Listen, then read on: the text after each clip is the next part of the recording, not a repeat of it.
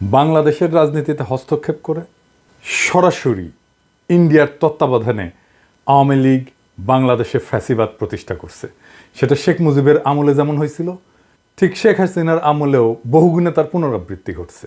খুনি হাসিনার আমলে এটা দীর্ঘস্থায়ী হয়েছে, আরও বিভৎস এবং ভয়ঙ্কর রূপ নিছে, এবং তাকে বিদায় করতে বাংলাদেশের তরুণ প্রজন্মকে গণহত্যার মুখোমুখি দাঁড়ানোর বিভীষিকা অতিক্রম করতে হয়েছে। বর্ষা বিপ্লবে অর্জিত আমাদের দ্বিতীয় স্বাধীনতার মূল আকাঙ্ক্ষাই হইল একটা নতুন রাজনৈতিক বন্দোবস্ত তৈরি এবং সেটা বাস্তবায়ন করা। নতুন বন্দোবস্তটা আসলে কি? নতুন বন্দোবস্ত হইতেছে রাজনীতিতে ইন্ডিয়ার অধীনতা এবং হস্তক্ষেপ মুক্ত স্বাধীন গণতান্ত্রিক এবং সার্বভৌম বাংলাদেশের বিনির্মাণ সাধন। এটাই হইতেছে এই বন্দোবস্তের মর্মবস্তু। কিন্তু ইন্ডিয়া এটা কোনোভাবেই হইতে দিতে চাইতেছে না, তারা কোনোদিনই তা চাইবে না। বাংলাদেশে ইন্ডিয়ার বান্দা এবং স্থায়ী এজেন্ট আওয়ামী লীগ এখন পালায় বেড়াচ্ছে। তাই ইন্ডিয়া তার এজেন্ডা বাস্তবায়নের জন্য বেছে নিছে জেনারেল ওয়াকার এবং তার সহযোগী একদল দুর্বৃত্ত জেনারেলকে, যাদের অনেকেই বিগত 15 বছর হাসিনার ফ্যাসিবাদী শাসন বহাল রাখতে আগ্রাসী এবং খুবই নিষ্ঠুর ভূমিকা পালন করছে।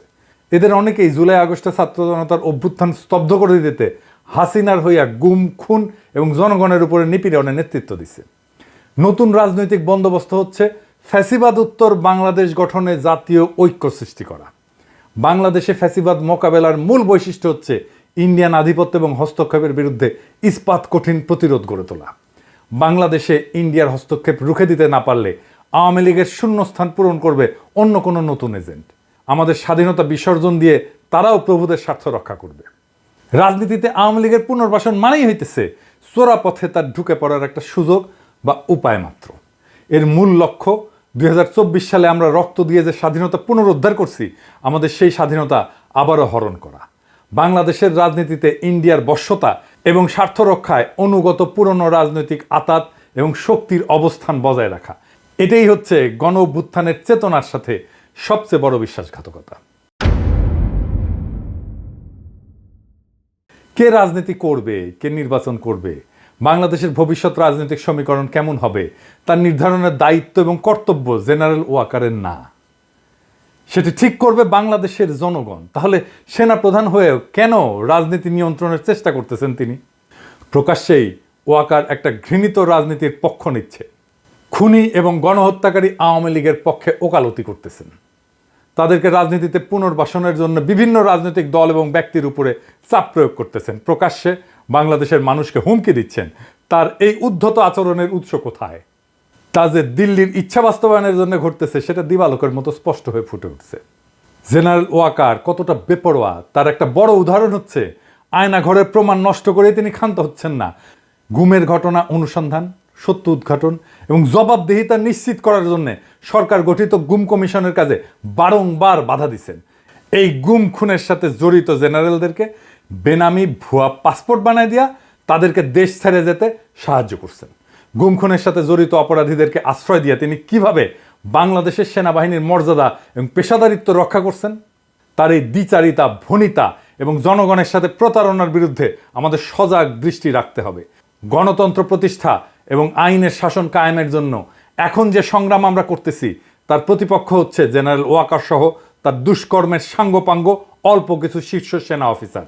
আমরা বিশ্বাস করি তরুণ আর্মি অফিসার এবং সৈনিকেরা এই সকল ইন্ডিয়ান চরদের বিষয়ে সচেতন আছেন এবং চিহ্নিত অসৎ জেনারেলদের এমন দেশদ্রোহী গ্রুপের দুরভিসন্ধির বিরুদ্ধে তারা রুখে দাঁড়াবেন ইনশাল্লাহ।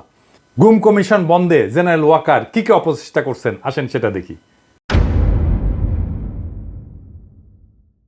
জেনারেল ওয়াকার চায়নি গুম কমিশন তার কার্যক্রম অব্যাহত রাখুক। সে কমিশনের গঠন এবং মেয়াদ বৃদ্ধিতে বারে বারে বাধা দিছে। এখন চাইতেছে আগামী জুন মাসের পরে আর কোনোভাবে যেন এই কমিশন কার্যক্রম চালায় যেতে না পারে।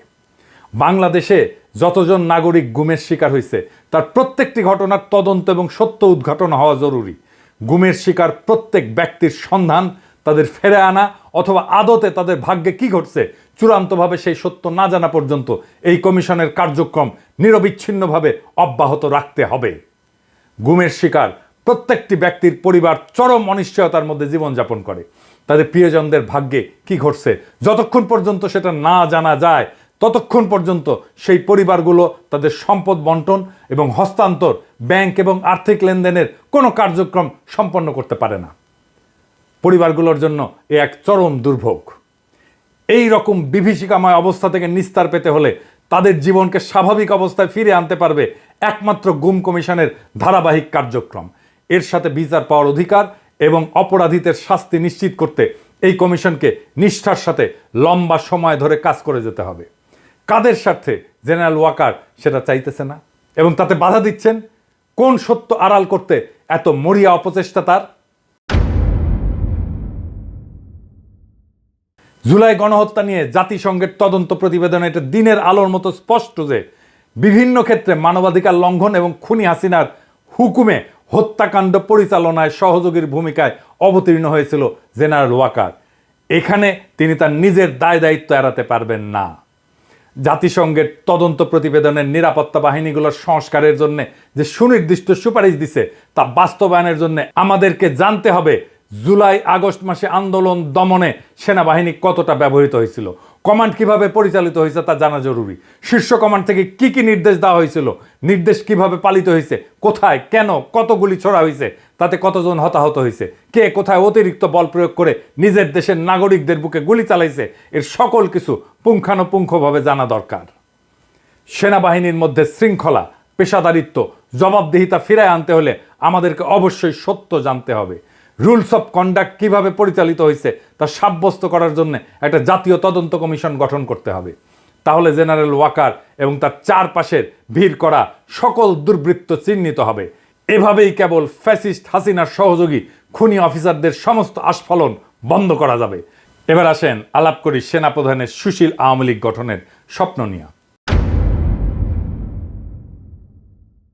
আইএসপিআর এর সূত্রে উল্লেখ করে নেত্র নিউজ দাবি করছে সেনাপ্রধান জেনারেল ওয়াকার হাসনাত সার্জিসদের বলছেন আওয়ামী লীগের যে সমস্ত নেতারা ফৌজদারি মামলায় জড়িত না এবং যাদের ক্লিন ইমেজ আছে তাদের সমন্বয়ে গঠিত নতুন আওয়ামী লীগ আসন্ন জাতীয় সংসদ নির্বাচনে অংশ নিলে সেটা প্রতিদ্বন্দ্বিতামূলক, ফলপ্রসূ এবং আন্তর্জাতিক মহলে গ্রহণযোগ্য হবে।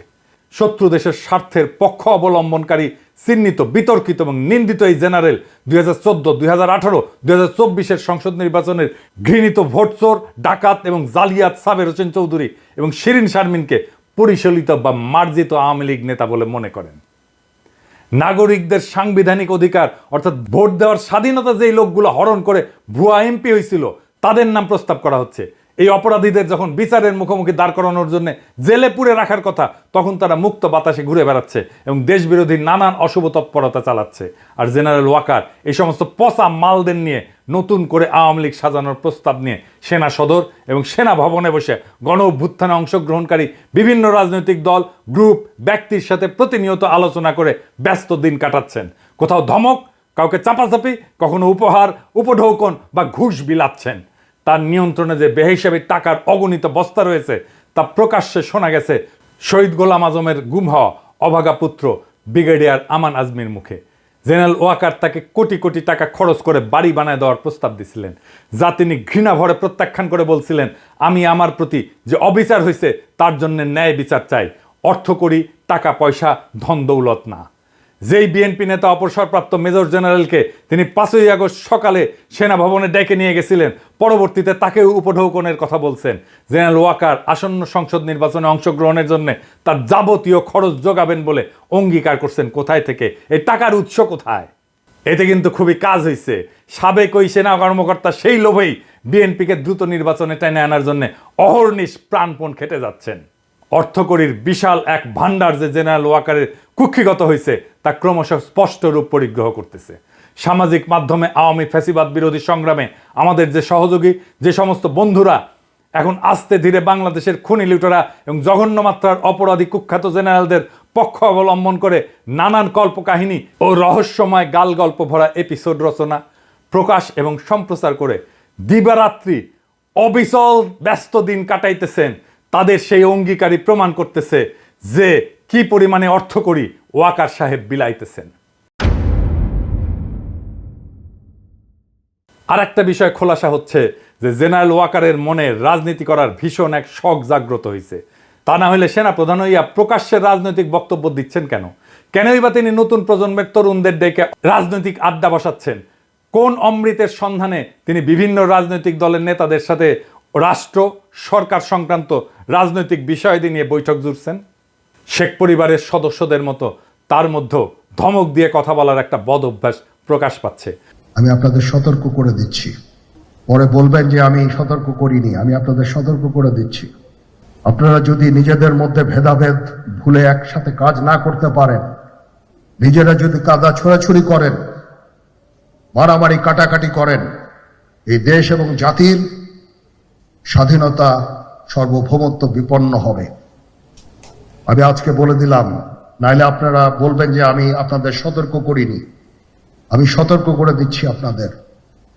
গত 25শে ফেব্রুয়ারি শোকাতুর পরিবেশে রাওয়া ক্লাবে শহীদ সেনা কর্মকর্তাদের পরিবার পরিজনদের উদ্দেশ্যে দেওয়া বক্তৃতাটা আবার একটু শুনে দেখেন। তিনি ধমক দিয়ে সকলকে সতর্ক করে বলছেন 2009 সালে বিডিআরের সংগঠিত হত্যাকাণ্ডের বিচার নতুন করে আর করা যাবে না।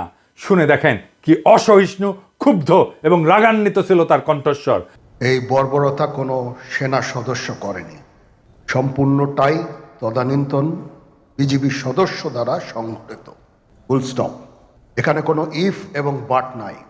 কারণ তিনি ওই ধ্বংসযজ্ঞের সময় অকুস্থলে উপস্থিত ছিলেন এবং নীরব ভূমিকা পালন করছেন। নীরবতা যে সম্মতির লক্ষণ, তা কি বাংলাদেশের জনগণকে নতুন করে শেখাতে হবে? আর এই তো সেদিন 11ই মার্চ হাসনাত সার্জিসদের মতো তরুণ প্রজন্মের নেতাদেরকে তিনি ধমক দিয়ে বলছেন, you people know nothing, you lack wisdom and experience, we are in the service for at least 40 years, more than your age. Moreover, there will be no inclusive elections without Awami League. যেহেতু ইংরেজিতে কইছে তাইলে তো সত্যিই কইছে, তাই না? কিন্তু ওইটার অর্থ হইলো তোমরা কিছুই জানো না, তোমরা বেকুব, তোমাদের জ্ঞান অভিজ্ঞতার অভাব আছে। আমি 40 বছর ধরে সেনাবাহিনীতে চাকরি করি, এর দৈর্ঘ্য তোমার বয়সের চাইতে বেশি। উপরন্তু আওয়ামী লীগ ছাড়া কোনো অন্তর্ভুক্তিমূলক নির্বাচন হবে না। এখন আমাদেরকে একটা সমস্যা এবং পাশাপাশি দৃশ্যমান আর একটা সম্ভাবনা একসাথে জোড়া দিতে হবে। সমস্যা হচ্ছে পরিশীলিত, মার্জিত বা সুশীল আওয়ামী মাল খুঁজে বের করা খুবই দুরূহ। অন্যদিকে জেনারেল ওয়াকরুজ্জামান যেহেতু সেনা অফিসারদের জন্য প্রযোজ্য চাকরিবিধি লঙ্ঘন করে রাজনীতির ব্যাপারে উৎসাহ দেখাচ্ছে, সেহেতু উদ্ভূত পরিস্থিতিতে প্রধান উপদেষ্টা ডক্টর মোহাম্মদ ইউনূসের উচিত বেয়াড়া হয়ে ওঠা এই লোককে সেনা প্রধানের পদ থেকে চাকরিচ্যুত করে পরিশীলিত আওয়ামী লীগ গড়ে তোলার লক্ষ্যে ছাইড়া দেওয়া। এই মালটার বড় সুবিধা হচ্ছে তিনি শেখ পরিবারের সদস্য, তাই রূপান্তরিত আওয়ামী লীগের আহ্বায়ক হিসেবে বা সভাপতি হিসেবে তাকে খুনি শেখ হাসিনা সহ সকল ফ্যাসিস্ট দুর্বৃত্তরাই মাইনা নেবে এবং তার বিশ্বাস অনুযায়ী আসন্ন জাতীয় সংসদ নির্বাচনে তিনি নৌকা মার্কা নিয়ে সারা দেশে 30-40% মানুষের সমর্থন পেয়া শতাধিক আসন দখল কইরা বিরোধী দলের নেতা হিসেবে জাতীয় সংসদে আসন গাইরা বসতে পারবেন, যা মন্ত্রী পদমর্যাদা সম্পন্ন। এর অবস্থান সেনা প্রধানের চাইতে অনেক উপরে।